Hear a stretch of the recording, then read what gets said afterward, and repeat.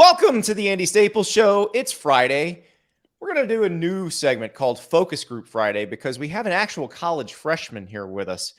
Michael Crystal is joining me and Ari Wasserman today because he is part of an externship program at Northwestern that allows him to follow the great Stewart Mandel around professionally for a little while.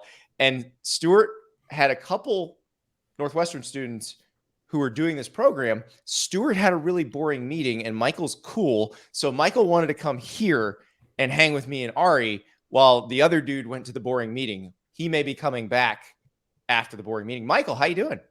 Good. Well, I think the way you put in the email was a soul-killing meeting with Stewart. So I'm happy to be here and not over there. Now, not with Stewart. Stewart's awesome, of course. But listen, let's be honest. He's a suit now. So he's has to meet with other suits. And when you get more than 3 suits together in the same Zoom window, your soul does slowly die. Andy, do you want to be a suit? No, God, no. I'm working and wearing a Natterdays t-shirt. Like, I never, ever want to be a suit. Yeah. I'm wearing a hoodie and gym shorts right now, which is my 100% I'm amazed uniform. you're wearing pants. It's so funny. Honestly, if you want more information, I'll let you know what's going on down there. But no, please don't. Tommy John underwear, by the way, which is not an advertiser. Don't care. Stance, baby. But Stance. The holster. The holster that Stance puts out. It is a pair of boxer shorts. There is it's a pouch. I don't know how else to describe it, but the way they sew it, everything stays exactly where it needs to be. It is amazing. I need to try that because the Stance sent me a bunch of socks in the mail, and they were awesome socks. Like the no-show socks are so much better than the no-show socks. The best no-show socks I've ever had. And I'm not even trying to be a company man. If I'm just being honest with you. No, of course not, because you're talking about competitors on the air. Yeah, I'm sorry. I actually. We'll move on from this. But I'm looking at it out. That's what we'll do. We're not. Yeah, Michael, we're not live. This is more like live to tape. We prefer not to edit afterwards. We're not. I've heard. Let me just say, Michael. You know Stewart very well now. I have heard when Stewart and Bruce record the audible that they will pull the diva move of hold on, gotta hold this, and then they stop taping, and then they have to come back. See, as you can see, our producer's not even here right now. Like, we have no adult supervision. We will hand them an episode fully formed, and that is what it shall be. So when you talk, are you actually going to cut that out? I don't know. Do I know how to? No, I'm saying, are the producers going to cut that out? I mean, no, because it's funnier this way. Come on. It is funnier. Michael, I'm looking at your dorm room right now. All right. And it reminded me, because I was a freshman when I got into journalism too. And, some people kind of find that later in life. But it's like I'm longing for that. Like, I'm looking at your face and I can tell you're like a 12-year-old. And it just like stay that way as long as you can because, you want to, I get to talk to Stewart Mandel on the phone. I'm on the Andy Staples Show, all these exciting things that you'll call your parents about. But enjoy college. And the one piece of it, can I give like college advice? Yeah, please do. Fire away. The most important thing that you can do, and like, I don't know if this is offensive to some people, but like grad school to me, unless you're going to be a lawyer or you're going to be a doctor, is kind of an interesting route. If you're going senator, if you want to be a senator. Yeah. But my thing in college was I knew I was never going to grad school because I wanted to be a sports writer. And I focused 1,000% on internships and the student newspaper because that's what's going to get you a job. And if it means that your grade point average suffers, and you go to Northwestern, so like, I don't know, maybe you're just like way smarter than I was. He's talking to a guy who went to Florida and a guy who went to Arizona. Yeah. My grade point, I got a 3.0, whatever. Like in my entire career, no one's ever asked me what my grade point average was. Like, focus on the work and trying to learn as much as you can about being a journalist. And a lot of times, and maybe it was just because my education was below par, but I learned far more in the field in internships and the student newspaper than I ever did in the classroom. So that's my 2 cents. Well, before we deluge poor Michael with all this advice, Michael, you're a freshman at Northwestern. So do you know what you want to be yet? Because I've read your LinkedIn page. You've got a pretty broad history. You've worked in healthcare, and now you're doing this. What do you want to be? Kind of scares me a little bit that you were stalking my LinkedIn, but dude, no. you youngins putting all this stuff on the internet, like, and then expecting some measure of privacy. Well, I think I went into journalism because I didn't exactly know where I wanted to go, like from the jump. I was interested in kind of a whole range of things. So for my first quarter, I joined like the law journal publication, the undergrad. And I've always had sports as like an interest of mine, like kind of floating in the back of my mind, but I never took it seriously enough to kind of think that it could be a career for me or something I would want to pursue. But I feel like I'm lucky enough to be at the Northwestern Journalism School, which like encourages you to like really attack what you're passionate about and really make it like what you can. You can make it whatever you want. It's kind of what sports do you love? What are your favorite sports? I love the NFL. I love the NBA. I'm a huge golf guy. And since I'm from Seattle, I was never a hockey guy before, but I love the Kraken. I love how bad we are and how much our city loves them. I try to watch the Kraken game every time we're on TV, even though it kind of brings me down. Yeah. Well, I mean, they're an expansion team. So I moved to Orlando in 1989, right before 6th grade. It was the Magic's first year. And I fell in love with that team too. Like, and they sucked. Like, Nick Anderson was a rookie. Like, Dave Corzine, Michael Ansley, Mark Akers. You've never heard of any of these people, I know. But then they get Shaq and they get Penny and they sign Horace Grant and suddenly they're in the finals. And I'm in high school and it's like the greatest thing in the world. Yeah, well, I think I was a little bit biased because my grandparents live in Vegas and the success that the Golden Knights had. Yeah. Kind of threw me off. Didn't the Golden Knights have some messed up rule?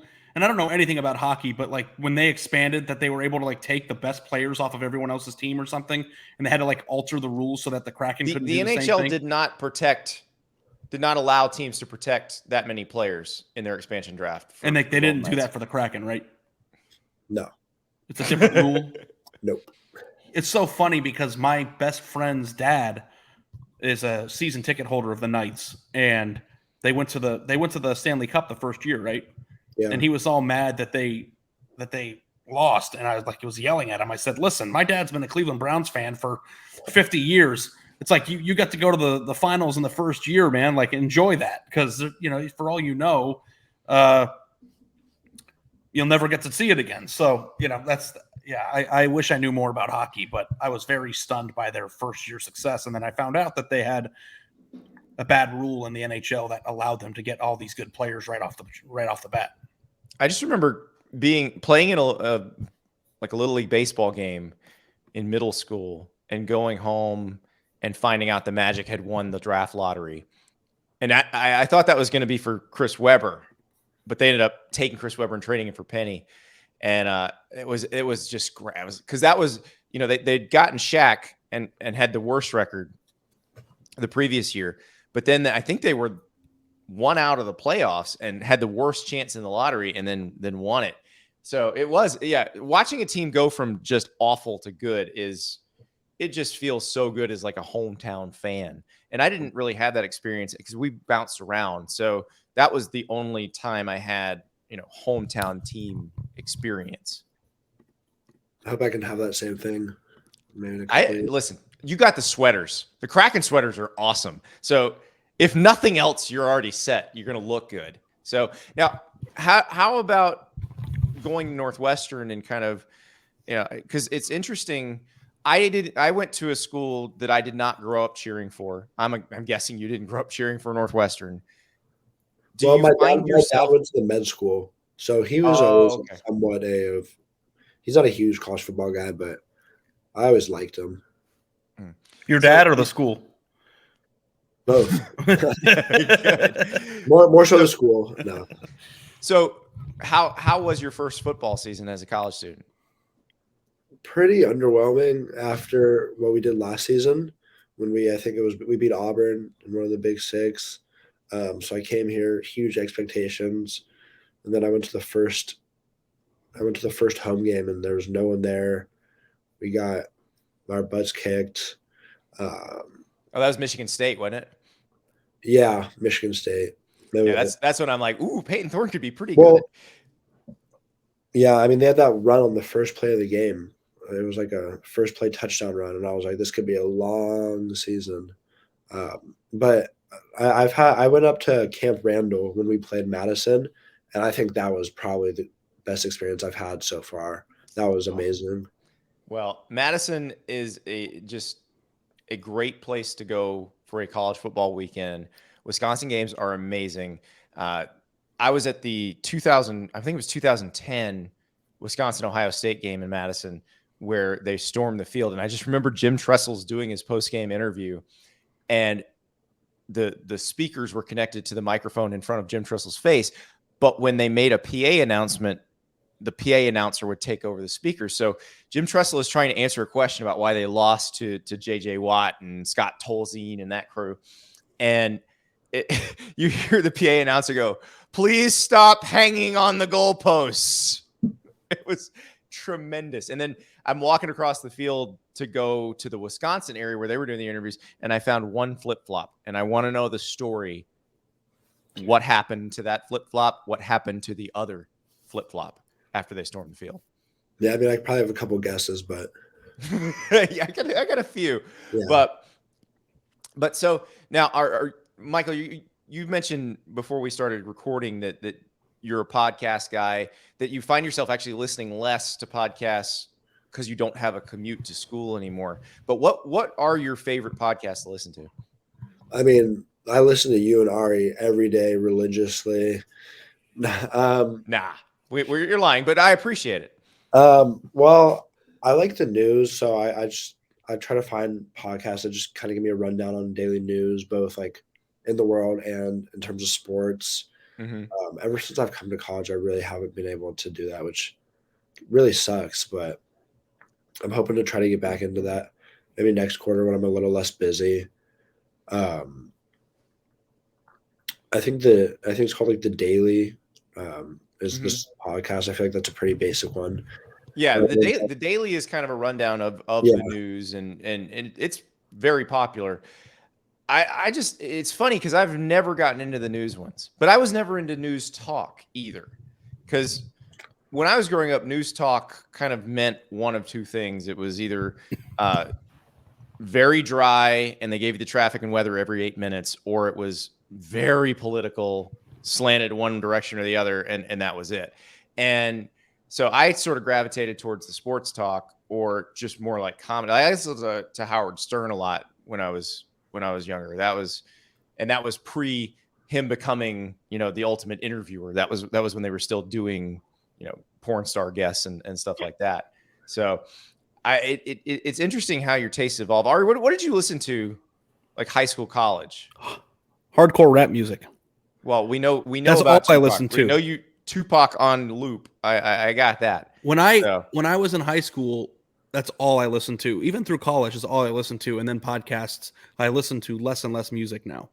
And I find myself listening to a ton of college football podcasts because I find that it's very entertaining, but I learn stuff from other people that I didn't know. And I try my best to be as informed about what we talk about as humanly possible, which may or may not be responsible.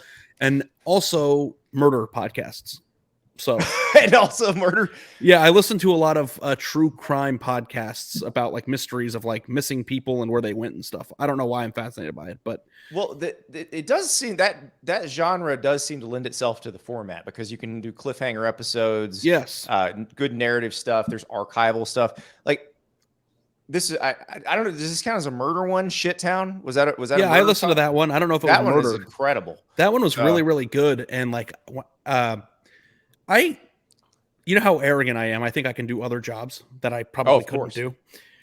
I've thought, like, if there was a job, and maybe not so much now, but in the past, I thought if there was a job as an investigative journalist or covering investigatory journalist. What did I say? It's from Zoolander, dude. Investigatory. No matter who you leave beaten and bloodied along the way to further your career as an investigatory journalist. I thought I just said something wrong, like I usually do. But I always thought that if sports wasn't my permanent path, that I could write about true crime. or like be a crime beat. I can tell you I could never do that. And I will tell you, I knew the day it happened. I can tell you the day it happened. Michael, how old are you right now? I'm 18. 18. Okay. So I was 19. Or was I even 19 yet? No. Yes, I was 19. I was 19. It was between my sophomore and junior years of college. I was interning at a newspaper called Florida Today in Melbourne, Florida. And they had a really good internship program because they didn't just put you in the department that you wanted to work in. I worked on the editorial page for a while. I worked in the news section for a while, and I worked in sports for a while. And I remember one of my first days in news, you basically just get whatever comes off the police scanner. And in this particular case, it was the story about a guy who had been mowing the median in Titusville, Florida, and some woman had fallen asleep at the wheel and run him over and killed him. And it was awful. And I still remember every detail of that story. His name was Willie Lee Graham. He was 67 years old. He was a grandfather. The kid, he was from the Mims neighborhood, kind of north of Titusville. The kids in the neighborhood called him Papa. His job mowing the median paid $6.07 an hour. It was awful. And I had to call people who knew him. I had to call friends, family to do that story. And I remember I was living at home with my parents at the time, and they were in suburban Orlando. So I had like a 75-minute drive home. I cried the entire way home. And I was like, I am never, ever doing this again.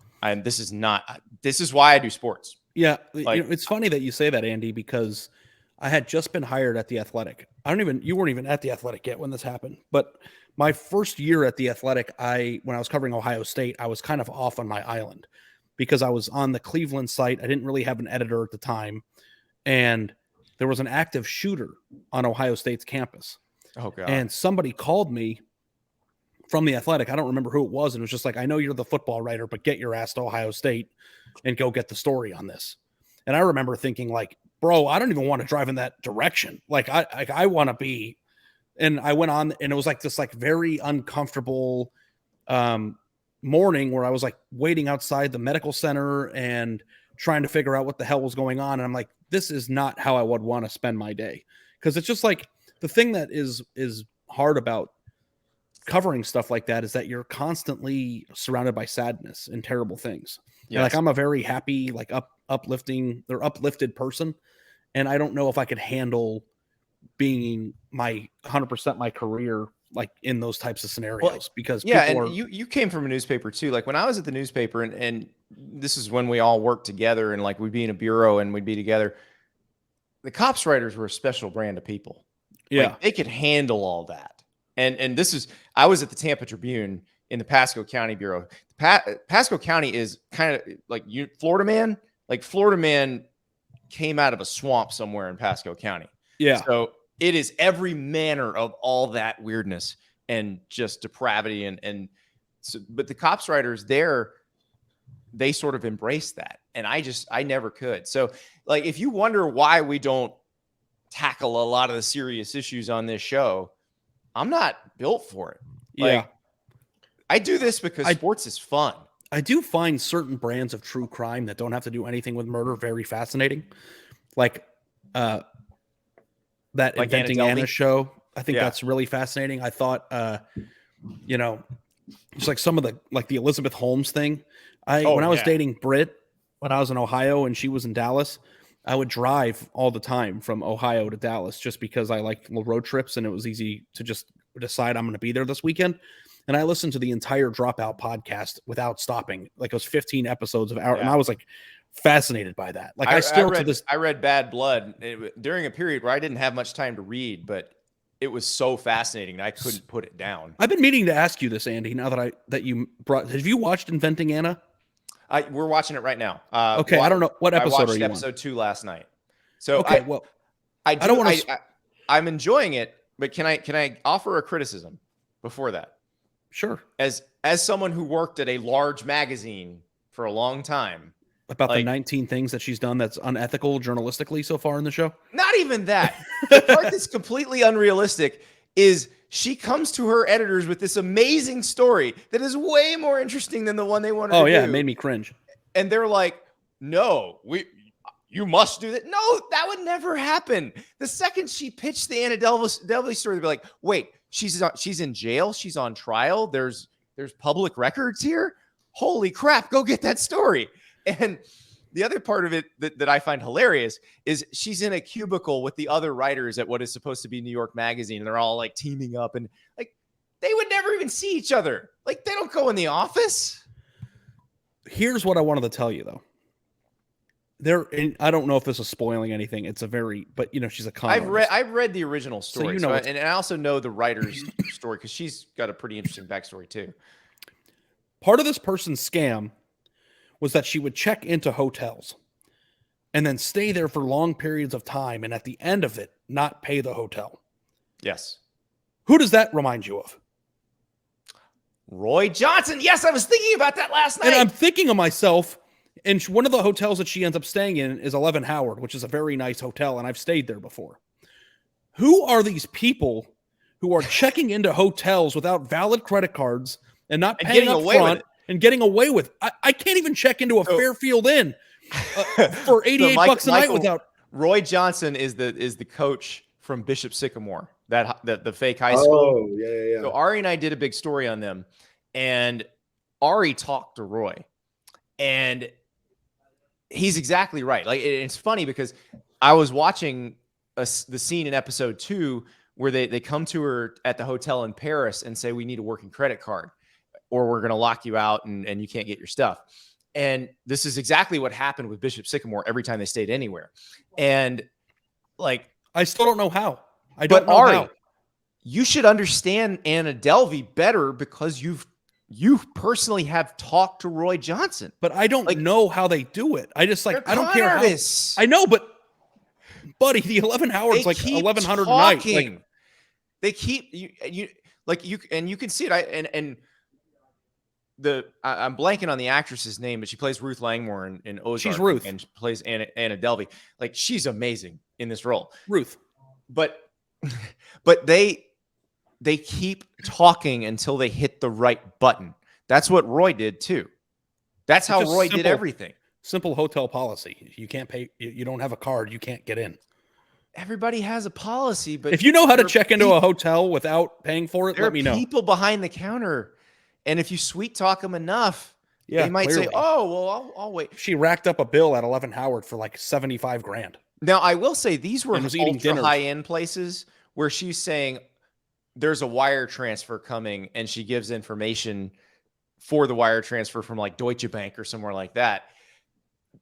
Maybe there's a different policy for that. Like you and I checking into the Fairfield Inn, we're never saying, here's UBS is going to send this wire transfer to cover my $140 here. So, every single person that I have a financial interaction with now, I'm just going to say my dad's wiring the money. Do you know who my father is? Yeah. It's funny that the Fairfield Inn has a more stringent policy. Well, it's funny because Roy Johnson scammed a Fairfield. He did. Among other chains as well. But yeah, it's crazy. So that is, welcome to the podcast, Michael, because this is a college football podcast, and we'll just talk all day about how to scam Fairfield Inn. This is what the show is. Well, Roy Johnson was a college football story tangentially because it was a recruiting story. So yeah, I was fascinated by that. He's Anna Delvey. But I feel like should make a movie. Writing the Anna Delvey story would be an interesting way to spend your day. And I don't know if I have the chops as a journalist to do some of the stuff that she did. But it is, to me, I don't think she had to do it because I went to the actual writer's Twitter feed and she said, if you have any questions for whatever Anna Schlumsky's character's name is, ask her. I don't think the actual writing of the story was as dramatic as this. Like, for example, the woman who worked at 11 Howard, I'm guessing that was less of a challenge to get her to talk after the arrest than they're making it out to be on the show. Sure. Yeah. It's like putting together a story that requires a whiteboard and lines, from people to people. It always seems in theory that it looks like a suspect board. Who's really good at that is Dan Wetzel. Yes, he's done a few stories, and I've asked Dan. I've said, "Hey, man, how do you he's going through, I don't remember what story it was, but there was a story where he had to go through like 10 years worth of like sales receipts. And it's just like, I don't even know if I would have the temperament to do it. He had a great story on the Christian Dawkins FBI basketball probe just the other day, and just pointing out more of what a load of crap that FBI investigation was. Like, he's people are going to jail over this. So yeah, I don't know. I like to argue about stars. I don't know if again, arrogance. Maybe I feel like if I dedicated myself to it, then I could do it. But I do like the lighthearted nature about talking about Outback Steakhouse items and college football playoff expansion. We are going to get to that. But Michael, let me ask you this. What you said you're not entirely sure what you want to be. If you could build your dream job right now, put yourself in what would 40-year-old Michael want to do? Wow. I feel like throughout my childhood, I've watched a lot of just unreal, amazing sports moments from a television. Mm-hmm. And I've always wished, what if I was there? And like, what if I was one of those people who was paid literally to sit there and write about how amazing that sports moment was? Like, wouldn't that be awesome? And I feel like I kind of still have those similar dreams. And I think that the one that like really sticks out in my mind is I was watching, it was Blazers Rockets Game 6 when Dame came off the screen with like 0.6. Oh yeah. Hit that three, and I'm a Blazers fan, so I just went absolutely crazy. And I was like, what if I was there? And I think that every time, like when Marshawn Lynch had that run against the Saints, like every time, I feel like that's kind of just traveling, being paid just to watch these. Andy, what's the single most cool thing that you witnessed like that in person? I think if I told you a list of them, people would have a different opinion on which one was cooler.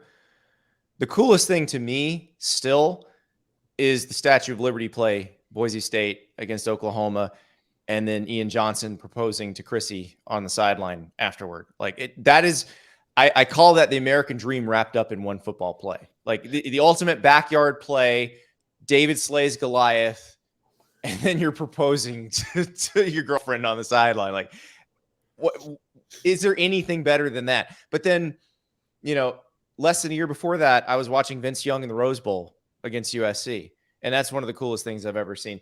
I've been, looking down the goal line when Keith Nickel caught the Hail Mary from Kirk Cousins against Wisconsin, the Michigan State, Wisconsin, the Rocket game, which was the first meeting of those two teams that season. I've seen multiple buzzer beaters in the NCAA tournament. I was actually joking about this today because there's a Unnecessary Roughness, one of the college football podcasts with our friend Casey Smith is one of the hosts. They have a bracket, a college football personality bracket, and I'm a 14 seed going against Chris Fowler, who's a 3 seed. Well, I covered a 14-3 upset in Jacksonville a few years ago as RJ Hunter for Georgia State hits the dagger to beat Baylor. And his dad was Ron Hunter, the coach at Georgia State. And remember, Ron Hunter had broken his ankle, I think, during the conference tournament. And so he's in a cast and he's on a stool. And RJ hits the 3 and Ron Hunter falls off his stool. Like, it was a great, like, stuff like that is incredible. And Michael, I don't really know how to say this any other way. Having that job is as cool as you would imagine it to be. Like, there are days when I wake up and I'm like, oh my God, I can't believe this actually happened. But I will say, it's not, you don't get to start there usually. Like I go back to myself standing in the rain at a River Ridge High School versus Hudson High School soccer game in 2003. And if you'd have told that person you will get to cover, in less than 3 years, you'll be covering Vince Young beating USC in the Rose Bowl, or your name will appear on the cover of Sports Illustrated or stuff like that. If you said any of that, I'd have been like, are you insane? Look at me. I'm drenched. I'm just praying the Beef O'Brady's is still open after this thing so I can get some food. And like, but you do that stuff to get to do the other stuff. And it is as fun and as cool. And then once you break through, that's your life every day. But I like the way you framed it, Michael, where you're talking about that Dame Lillard shot. Like, moments like that are magic. They're why we watch this stuff. They're stuff that people always remember where they were when they saw it. And, you know, as long as you love that, because I have a problem. I don't know about you, Ari. I feel like there's a lot of sports writers now who don't really like sports, if that makes sense. And they're always just trying to, and look, you do want to uncover issues. You want to uncover unfairness. You want to expose bad people and expose frauds and all that stuff. That there's a value in that. But sometimes I feel like there are people who are covering sports who just they miss the whole joy of sports part of it. And I feel like if you don't see that, you're not really getting a lot out of the experience. I think that's a shame, just given how many people out there have just a true passion and love for sports, that there are people like that. And I'm not saying necessarily it's their fault, but I don't know. There's just so many people out there with the passion But here's what I will tell you, Michael. This is something I know a lot of people never want to hear, but talking about that story that made me cry all the way home when I was an intern, I wrote the hell out of that story. It's a good story. You put me on a hard news beat today, I'd be a good reporter on that beat. Like, that's more important than loving sports. That's what I was in terms of being successful in this business. It just really helps if you also love sports. I decided to be a sports writer because I love sports, the way that you just mentioned it, Michael. But what you find is that as you pursue the career, you also have to have a passion for journalism. Like, there has to be, and I don't know if I could pass a high school English test right now. Like, honestly, like, I don't know what an adverb is, but I do feel like I'm very passionate about writing good stories and doing things, calling an extra person for a source, or doing all the things that they teach you in journalism class, and like crafting the best possible story. So, like, when you get into our Bishop Sycamore story, because like the APSC made that one of the top 10 explanatory stories of the year, and if people realized like how that came together, it's hard. I was driving from Dallas to Norman, Oklahoma, and I'm in the car calling you like, what are we going to do about this? One of us has to write something, but I don't even know where to start. And then I called a guy I knew who told me about this guy who brokers high school games. And I'm like, who is this person? And I'm like Googling him as I go. And I text you his phone number, and you text it and you call me back and like, I got him on the phone. He talked. Yeah. I remember that was the day after I broke my foot. So like, I was not feeling very well, and this was going on. And I was like, I'll call people in the morning. And you're like, this is something we're calling on right now. And you're like, come on, asshole, let's go. And it's like 9 o'clock at night right now. Yeah. And I was like, I'll wake up at 6 and I'll start calling around. And then Andy like really encouraged me. And like, even like as somebody who has covered a lot of big stories, like, I mean, covering Ohio State, there was always a lot happening there. I understood that. But even now as a 34-year-old man, like, Andy nudged me. And then the next thing you know, we were up till 1 a.m. calling people.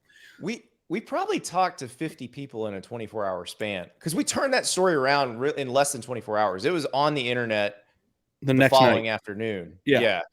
And it was something, because I wasn't sure at first if we could even do anything with it. But that was one of those, every time we called somebody else and they answered, because I had one guy who I called him, I was like, there's no way he's calling me back. And he called me back. And I'm like, okay. Everybody did seem to talk. Like Roy talked. Yes. And it turned out, and like, that was a really difficult story to write, and Andy really helped me with that, and I'm thankful for it. But that was one of those in the Google Doc where we're both going at it at the same time. Yeah. And then Andy's like, oh, that's Ari's section, just delete, but like we did do a pretty good job of mixing, reporting, and it was a good teamwork. But like, Andy really, really drove the bus on like helping us stay focused. And, we had to figure out the hardest part, I thought, Ari, once we got all that stuff, because there was so much stuff with Bishop Sycamore, was figuring out how to present it to the reader in a way that the reader would want to come into it and then spend, because they were going to be in there for a while once they started reading it. And then we finally agreed on how did this wind up on ESPN, because that does seem to touch a nerve with readers, like, and with people on social media, on what will you click on, what interests you in a story. So the ESPN angle of it, we thought was a good way in, and then just sort of expand this entire world. Because there was a guy in Columbus, Ari, that had done a 6-part series on these people, and he'd done an amazing job. This guy's a really good reporter. And so a lot of it was, how do we not, because we don't have a 6-part series. We got to get something out today and get this in, because everybody, New York Times was working on it, Washington Post was working on it, and we knew they were eventually going to have their stories. We beat them to the punch by about 6 or 7 hours, and that made the difference. Well, you listen back to the audio of me talking to Roy Johnson. Yeah. And I don't know if I think about that all the time, because I was kind of nervous. And I feel like I interrogated him. Like, but if you go back, you just asked a bunch of logical questions, which a guy like Roy Johnson, he keeps talking, but he's not used to people continuing to ask questions. He's used to, like, okay, I got you. All right. But I think after our phone call, he shut it down. Oh yeah. Yeah. Because, like, I thought he was like, he called me thinking he was going to convince me, like he convinced everybody else. And then he found out like 45 minutes in that, like, I wasn't moving. But then he stopped talking to people. But the difference between you and most of the people he talked to in that particular period of his life, you understood college football, high school football, and high school football recruiting better than 99.9% of people on earth. And so nothing he could say was going to trip you up. Like, anything he said about, well, this kid's got this offer, you already know what kids have real offers and which ones don't. Yeah. Yeah. And I think that after that phone call was over with, he was just like, I don't know if I should have done that, and then didn't talk to reporters, which gave us a nice little head start. And the funny thing about that story is we wrote a part 2 that did very well too. Yeah. But, there's still, in my opinion, there's a lot of layers tentacles of that story, I think, are, I mean, it's like, it is the college football version of Inventing Anna to a certain extent. It is. And yeah, it is amazing to me. I had a college football topic that came out this week that I did want to run by you guys. I'm curious about this, because our own Nicole Auerbach at The Athletic reported that one of the things that the NCAA Rules Committee is talking about is changing the clock rules to kind of speed up games. So, like, the clock wouldn't stop on first downs. It might be closer to the NFL. So this is my question. I have very cynically said, this is the networks trying to get the TV windows in order so it can be more like the NFL, where games end in a predictable window, instead of being somewhere between 3 hours and 6 minutes and 4 hours. And I'm curious, do actual people care how long a college football game is? Does that matter to them? I think people would watch college football if it was 6 hours long. The question is, do people want to watch all the commercials? Right. I get complaints about length of games from certain people on Twitter, but I feel like that's the same deal like we ran into with the playoff, where if you judge by who replies to you on Twitter, you think 50% of the population wants to either stay at 4 or drop back down to 2. I think one of my biggest we did a more empirical survey, and that the numbers were actually 12%. I think one of my biggest weaknesses, or I don't know, it's just me, but I argue with people on Twitter a lot. Mm-hmm. And I know people, sometimes are turned off by that, but I feel like I find myself arguing with people who are in the 1% of an opinion. And I find that I think that their opinion is more widely adopted than it is. And then I give breath to nonsense. So, like, I'm trying my best to kind of be better about that. But at the same time, too, it's just like, if you go read Nicole's story, there's 2 issues with it. One is, are the games actually too long? 2, health. They're also trying to reduce plays, reduce exposures, exposure, and there is a safety aspect to that, because you don't want, like, a defense. Let's say you have an injury depleted defensive line on one team. You don't want that defensive line to have to face 100 plays. if you don't have subs to come in and that sort of thing. I know, but we're also in a world where we're going to be expanding the season. So correct. It's like, which one is it? Are we going to make an expanded playoff and play 15 or 16 games in 10 years? Or do we want, so like, I'm with you on this. It's like, we want to stop the clock more, but I feel like stopping the clock more fits into more windows, which means more commercials. I think that's what this is about. Michael, do you care? Does it matter to you how long the game is? Not how long the game is, but I think the commercial is a big aspect. And I feel like you can see that kind of with the success of NFL Red Zone, for example. I feel like a lot of kids my age commercials just absolutely love, like, well, I have like 8 hours of nonstop football. Like, there's no commercials. That's just something. Are you a Hanson guy or a Siciliano guy? Hanson. Me too. That's what I got it through YouTube TV. I had never watched Red Zone before, and I remember they had the free preview a couple seasons ago, and so I did it, and I'm like, for the first 10 minutes, I'm like, I think I'm gonna have a stroke trying to watch this. But then afterward, I'm like, I'm never watching it any other way. Well, here's the thing about the Red Zone is that everybody who watches the NFL, or a lot of people who watch the NFL, are fantasy people.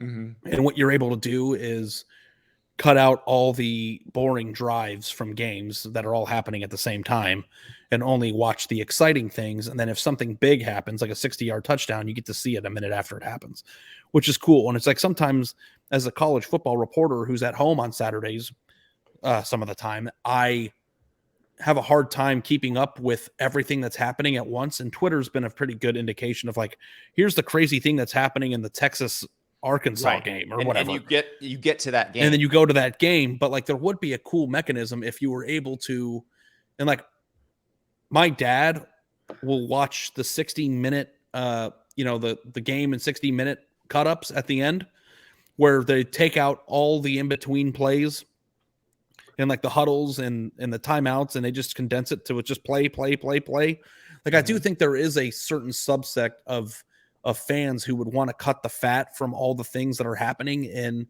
a live game and just like watch as much action as possible. But like, those games every week where the entire country is collectively watching it together and people are tweeting about it and it's a big game. I always feel sad when they're over. Like I enjoy watching the whole thing. And I sometimes, like, more so in college football than any other sport. And I guess you get this sometimes in the NFL playoffs and Monday Night Football and the NBA. But in college football, I feel like I'm watching it with everybody who's listening to the show. Like, and I don't know if you guys get that too, but like, as we're watching the Penn State Auburn game in week 2 or 3 of last year's season, I felt like everybody was watching it together. We were in different living rooms and we have different feeds, and some of us are delayed. It's one of our last community experiences. It is with television. We're not all watching the finale of MASH. Like, the finale of MASH had over 100 million viewers. The only thing that gets that now is the Super Bowl. And like everything with TV, not just football, but like, you watch Inventing Anna, I watch Inventing Anna. You watch it on your time, I watch it on my time. We're not watching it together. I don't watch shows, and sometimes on HBO, if you watch it week to week, everybody is collectively watching it on Sunday night, like a new True Detective or whatever show they're airing, and whatever the 9 p.m. Euphoria, and people watch it. But I rarely find myself. I think Breaking Bad was the last show that I watched week by week. I think Mad Men maybe for me. I remember watching the series finale of Mad Men in a hotel room in New York and being so happy because it actually had AMC and HD, which was a big deal at the time to get in a hotel room. And AMC in HD is beautiful. Like, if you go watch Breaking Bad on Netflix, it's a pretty unbelievable picture. I'm watching that Pam and Tommy show right now. And I was watching it with Britt, and we watched 5 episodes in a few days. And then I realized we were all caught up, and I was like, "Oh, that sucks." Now I've got to wait like every week.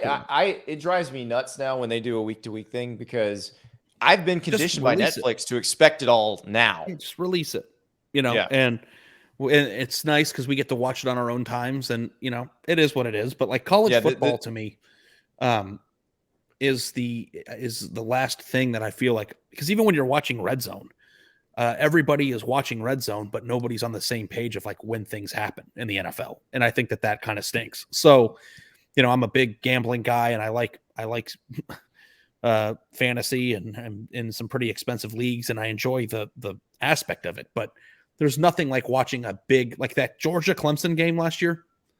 It was 10-3. It was like the worst game ever. Offensively terrible game. Yeah, yes. but also the best game ever, and everybody was at the edge of their seats together. And I think that that's really cool about college football. And I don't know that the length of that game, even though that, like, honestly, because you do equate defensive prowess to whether or not a game is good or not. Yeah. And that game was pretty quick, I think, just because there was a lot of running and But at the same time, it's like, was anybody like, wow, this game's taking, like, nobody was commenting on the length of the game. And when it was over, it was kind of like, oh man, now I don't get to watch this with everybody anymore. So like, I'm good with it. But the thing that I don't like about things like this is that just call it what it is. If you want to change the rules of the game, just do it because you want to be able to sell more advertising windows, and you want to have more, don't pretend like it's player safety on one side of your mouth, and then the other side of the mouth. Say you want to do it because ESPN doesn't want to expand the windows, and everybody gets mad when their favorite team's game kicks off on ESPN News or on the app. Well, the reason that's happening is because they won't expand the windows to the amount of time the game actually takes. They could easily do that, but they'd rather not do that. Because if they extended a half hour for every single game, how many commercials are they losing out on? Quite a few. So, yeah, I'm going to be cynical about it. I know that's why they're doing it. I don't like it. I don't want them to change the rules. Like, I don't want to change the rules of the game. Well, it changes. It definitely changes when you're trying to come back. Now, the NFL does it where in the last 2 minutes you can, but the clock not stopping to move the chains on a first down would be a change that would change everything. I remember Trevor Lawrence when he got to the Jaguars talking about that, like doing his first 2-minute drill in practice with the Jags and be like, oh, wait, I got to go when it's a first down. I don't have that. And it's like the NFL seconds. Out of bounds rules are still confusing to me. Yes, I agree. Sometimes the clock stops and sometimes it doesn't, and I don't know the actual rule of that. I think we'd get used to it, but I don't know. It's just it is what you said. It is taking away football to add commercials. And I get it. Who's on board for that? Very valuable audience. You're trying to reach as many people as possible. We're going to watch it one way or the other. Let's watch less football so we can get another Coke commercial in there. That's what the proposition is. I know why you're doing it, but frankly, I don't want to see the psychopath in the Allstate commercial who smiles about getting carjacked. I just don't. Yeah. That guy's a complete moron. He's literally being kidnapped and seems very happy about it. Bothers me a lot. No commercial bothers me as much as that one. All right, one more thing before we go. Ari, I'm very excited to ask you about this. Michael, I don't know how in tune with the medium casual chain restaurants you are. Ari and I grew up on them. A lot of road trips where we had to enjoy the various chain restaurants. Outback has introduced 4 new menu items. You got the bloomin' fried shrimp, the gingerbread cookie martini, the smoked cinnamon pecan old fashioned, and espresso butter steak topping. Which ones you got? Which one do I want? Yeah, I don't even. Of those 4, what are you ordering first? What do you think? The bloomin' fried shrimp. You're an appetizer about guy. You're an appetizer guy. I think I got into a lot of trouble with this because I think I offended people. Who'd you offend? I'm not going and ordering. I think I offended you. Me? I'm not ordering a steak at a place like that ever. Oh, no, I understand that. You got a burger. They got the delicious brown bread, the fries, the cheese But like, fries. if I want to get a steak at a restaurant, I want to get a steak that's better than the one that I think I could cook at home. Morton's or the Palm, yes, or like that, or you have a dry aged. I got you. Yeah, a real steak. I don't want to go spend $17 for a sirloin that tastes like a cowboy boot. You know, I want to go and have the smash food, the food that is going to make your pants tight, and the first thing I thought of, Andy, when I saw this was, if Andy is tracking his calories, the bloomin' fried shrimp would probably knock out your entire day if you ate that whole thing. It would absolutely would. The Outback cheese fries, which are one of my favorite chain restaurant dishes.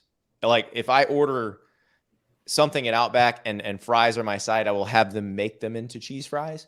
Like the calorie count is off the charts for those things. So I am sure the Bloom fried shrimp, same thing. I would probably get the smoked cinnamon pecan old fashioned. I do love a good smoked old fashioned. I'm leery of ordering a cocktail at a chain restaurant, but I feel like the world is getting on with the old fashioned. And I make old fashions at home, and I know the purists are going to get mad at me and say I'm just too low class, but I do them quick and dirty. Like I'm not peeling oranges and rubbing orange zest around the rim or anything like that. I go bourbon, bitters, maple syrup instead of simple syrup. Makes all the difference in the world. And I throw a couple cherries in there. How do you make your old fashions, Michael? Good. How do you make your old fashions? I'm going to offend people here. Listen, I'm watching Michael on the video now. He's got an opinion on that. He's not legally allowed to drink, but I don't know if people are making old fashioned in dorm rooms. I was drinking Keystone Light out of a shoe. So styles around here nowadays. I get Woodford Reserve and I pour it in a Diet Pepsi, and people go, "Oh my God, how do you take?" Like I'm not a whiskey I don't even know. I honestly don't even know the difference between Scotch and whiskey, to be honest. Well, it all gets me buzzed. Is a type of whiskey. Yeah, but I don't know what and Woodford Reserve is bourbon, which is a different. See, I don't know what that means, and it has to do with the distillation process, the barrels that they're stored in. Like I believe bourbon's the first barrel, and then the barrels are shipped to Scotland, and the barrels go to Canada. Yeah, but it's all whiskey. It is all whiskey, yes. But Woodford and Coke is awesome. Like there is nothing wrong with that. To say like, why are you like? I have friends. I would argue that you are spending too much money on your bourbon if you're going to put it in Coke. Like that's what people will say. Why are you wasting lower priced? Why are you wasting? But sometimes I drink it on the rocks and I think it tastes good. Yeah. But I'm not alcohol snob, so I don't. I like Casamigos, Reposado, soda, and lime juice. That's my drink. Interesting. So tequila, soda, and lime juice. The Reposado is the middle in the aging process. I just like the taste of it the most. That's young. Reposado is the second one, and Añejo is aged for over a year. Is 42 Añejo? Well, I'm not sure because a lot of different like Patron has all three. Yeah, like it's basically how long have you rested this in a barrel? 1942 is sipping tequila, and Casamigos is a mixing tequila, from what I understand. The Reposado, but I honestly, man, it all gets the job. Yeah, the 1942. This is Don Julio 1942. Yeah. It is Añejo. It has been aged for more than a year. All I know is that Britt and I drink that like when we're feeling classy. I will say, if you have a good Añejo tequila, you can replace your bourbon in your old fashioned with that, and it's spectacular. All right, yeah. Andy, I know that we wanted to talk about Bloom and fried shrimp, and trust me, I could talk all day, but we do need to talk about this bracket because I need to suck up to you a little bit. This is the unnecessary roughness bracket. I am a 14 seed facing Chris Fowler in the first round. I feel like I have no shot here. I'm going to say this, and I'm anti-participation trophy and I'm anti-expansion of college football playoff just because we want more teams in, as you all know. But you making the bracket is a banner hanger, right? Like just like the fact that you like but like you made the bracket. I mean, look at the names that are on this list: Kirk Herbstreit, Desmond Howard, Brent Musburger, Keith Jackson, Reggie Bush, Pete Thamel. These are like the biggest names in the sport, and the fact that Paul Feinbaum's on here, the fact that you're on the bracket, my fellow Tampa Tribune coworker Brett McMurphy's an 11 seed. I gotta know, how's he get an 11 seed and I'm a 14? Like I'm an AQ. I won my conference tournament. He's an at-large. How'd that happen? The fact that you're in the tournament, though, like that they thought enough of you to put you in the bracket, is a win. Now you might lose in the first round, but you're one of those tournament teams that just is happy to make it. I want to make it. I don't care if I so now that I'm not on the bracket, I view the college football playoff expansion differently because now I'm one of the little guys that I say shouldn't get in. And now that I'm on the other side, I feel bad about that. I predict you will be in the bracket next year. I predict. So if I can beat Chris Fowler, it's the winner of Reggie Bush and Pete Thamel. I'm guessing Reggie's going to kick the crap out of all of us. I'd watch Pete Thamel versus Andy Staples. That's actually happened on the basketball court before, and I'm pretty sure Pete won. Pete's got a nasty jumper. Like he's got a very reliable jumper, and on top of all the sources and all. But yeah, he'll get wet every once in a while. So I am strictly a rebound and kick out guy. That's my only job. So yeah, the Vern Lundquist, Gary Danielson, kind of mean to put them together and match them up in the first round. I think Uncle Vern's gonna take that one. Reese Davis, Greg McElroy, Alabama guy on Alabama crime. Why Orlovsky against Gus Johnson? Like, Orlovsky's underseeded at 13. Hey, it's not perfect. You don't get the bracket perfect. That's true. That's my life goal. I'm on this podcast now, and my life goal is to be bracket worthy one day. Well, all you need are a couple more quad 1 wins and your net ranking to go up, and you're going to do it. All right, Michael, before we go, did you learn anything today? Probably not. I'll answer that for you. Learn how to make an old fashioned. Oh, that'll take you a long way in life. Or, if you've got your whiskey and your bitters, get some sweet vermouth and some Luxardo cherries, and you can make a Manhattan. Yeah, I don't think that's quite my price range. I don't know the difference between an old fashioned. When you're a Northwestern grad. I don't know, and not as a Northwestern student. As a Northwestern student, you're going to have to stick with the Meister Chow. And I'm wearing my Natter Days shirt. I highly recommend some Natter Days. It's good for you, good for those pool days, and very low priced. But did we chase you out of the business? You still interested in doing this after spending an hour with us? If anything, you brought me in a little more. So we got paid today to talk about this shit. Okay, so I'm sorry. This is like. You're giving up the game. Hey, I want to say one thing. Can I say one more thing? Absolutely. Bill Landis and I, my last year on the Ohio State beat, we covered the Ohio State Northwestern game. And I know Chicago is this big mecca for pizza. And I like Giordano's and I like all the deep dish stuff. But we went to a place called Pequod's. Yeah. And that place was awesome. Have you been there? Yes. Pequod's is my favorite. Michael said no. You haven't been there yet? Oh, boy. I have not. Are you a pizza guy? Yeah. Well, I've only been in Chicago for like 3 or 4 months now. So that's way too long to have not gone to Pequod's. Go tonight. Well, let me give you a closer place to where you are in Evanston. So there's one in Evanston. Oh, there is a Pequod's in Evanston? Oh, I didn't realize that. Bill and I ate there in Evanston before the game and basically drove a mile to the stadium. Yeah, Bruce Feldman and I ate at the one in Chicago. So near Evanston, though, near the Loyola Chicago campus, there's a Korean wing place called Dak, D-A-K, double fried Korean wings. They are amazing. Like if you're watching a game, just go get a bunch of those, bring them back. You will be the most popular person. Where's Morton Grove? Is that near you? I have no idea what that is. He's from Seattle, Ari. I don't know. I mean, I don't know if you. I don't know. It's 5 minutes from Northwestern, and I would Uber there today. Get a hot date. Take her to Pequod's. That's game teaching game right there. Listen to Ari on this front. He not only did he marry well above his station in life, he also has helped many a friend succeed on the dating apps. At least he thinks he has. I mean, if I were a freshman journalism student, I would just be like, I was on the Andy Staples show today, and took Ari 10 years of working in this career to ever be on the show. And they told me to take you to this awesome pizza place. And it's going to be like, who and who? You'll just be like the 14th seed on the unnecessary roughness bracket. Yeah, just tell him it was some guy who got whipped by Chris Fowler. That she'll understand that. Michael, thank you so much for hanging with us today. And hopefully we haven't chased you off. Ari, it's been a pleasure as usual. Monday, we got a random ranking show coming up. I believe I haven't finalized the topic yet, but I believe it is going to be songs about bodies of water. Tony, as random as it gets.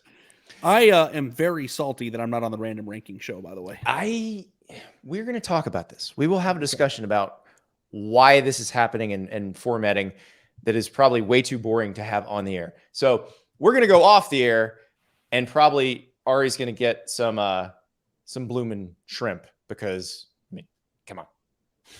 We'll talk to you later.